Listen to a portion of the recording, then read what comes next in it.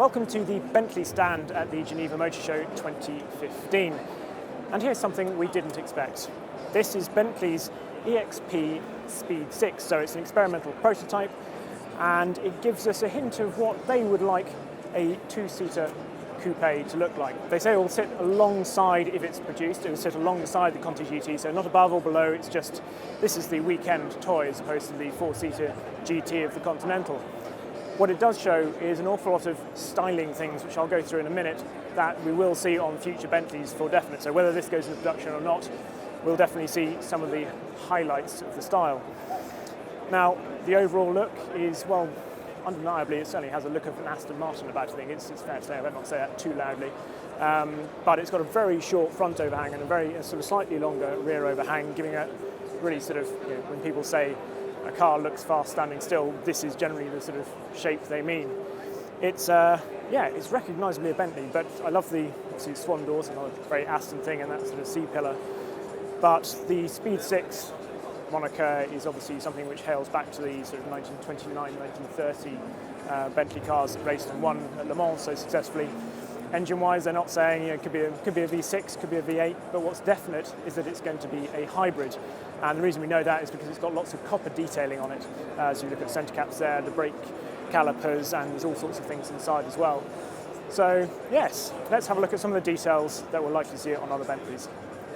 Now obviously we can see lots of sort of Bentley lines all through the body, that very strong sort of line that goes along the top, so just underneath the windows of the door and then through to the haunches as well.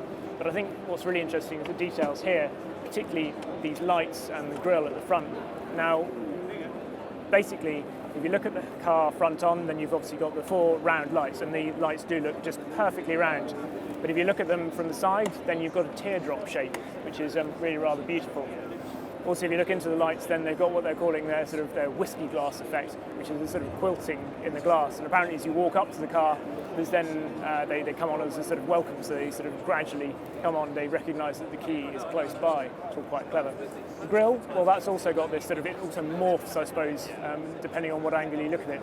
Look at the front, it looks very like the sort of the grille that you would recognise from the Continental GT in terms of shape, and also it looks at the standard sort of diamond effect, I suppose, but then it's very three-dimensional, so as you sort of look at it from all sorts of different angles, it's very, very sculptural and really rather beautiful.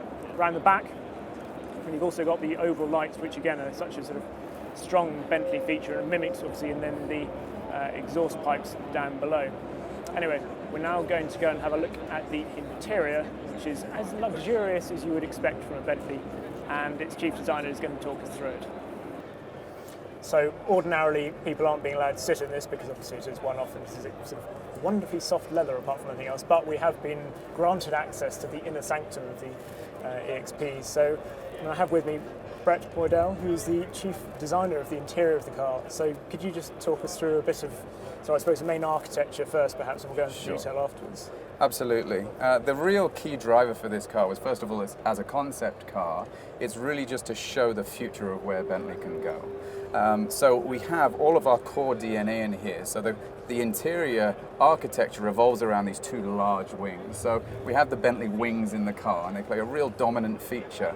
But for this specific car, we've kind of highlighted the lightweight nature of where we want to go with this see-through element. So it's a very floating wing that then connects right through the whole car and kind of has this continuous line that links the whole interior together. And that really is the key kind of architecture message, is about these two cockpits that kind of really cosset both the driver and the passenger and really give an instant feeling of the purpose behind this car, its sporting nature and its driving focus. From there, we then really wanted to take each element of the Bentley DNA. So we have wood, leather and metal, but we've played them all slightly on a different tune. So we've just put a little twist and a real future vision on where those materials can be taken.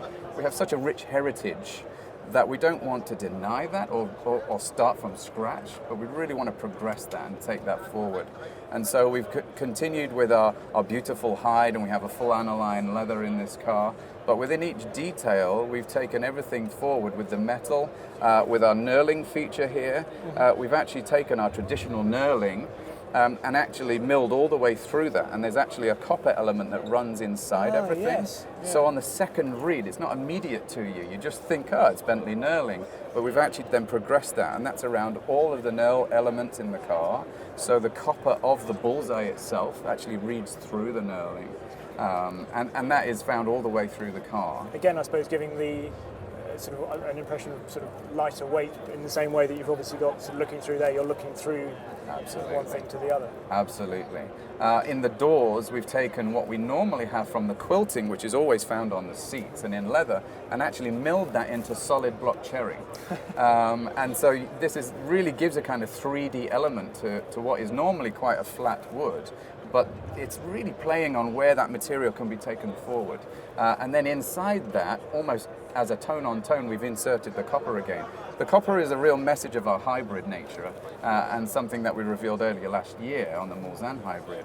And again, it features here to just show it's connected on every little detail to just kind of pulse its way through the car. But it's such a lovely complementary color and its richness that it really benefits this interior as well. So I suppose it's sort of, there's obviously the traditional materials in here, but there's also the technology as well. I mean, this sort of centre is very reminiscent of, I suppose, 918 Spider, which is a lovely feel.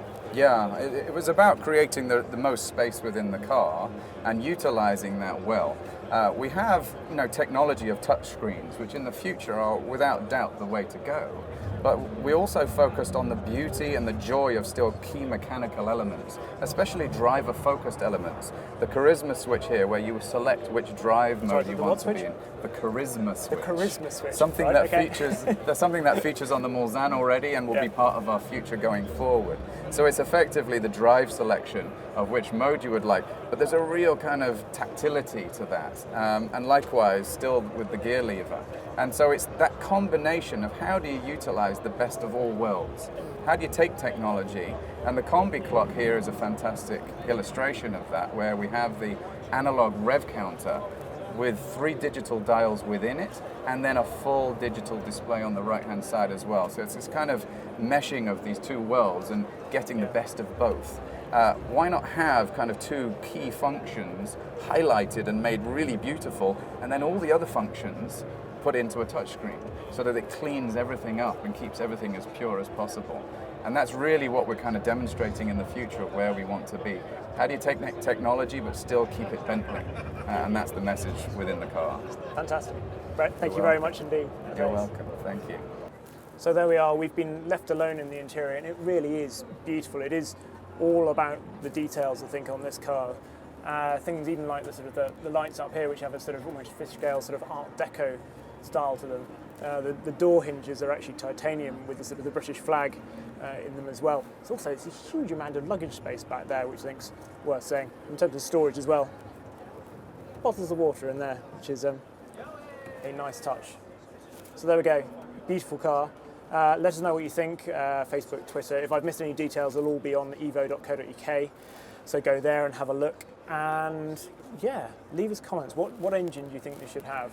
And what bits do you like? Which bits do you hope they sort of hold over to the final production car if it goes into production? I really hope it does.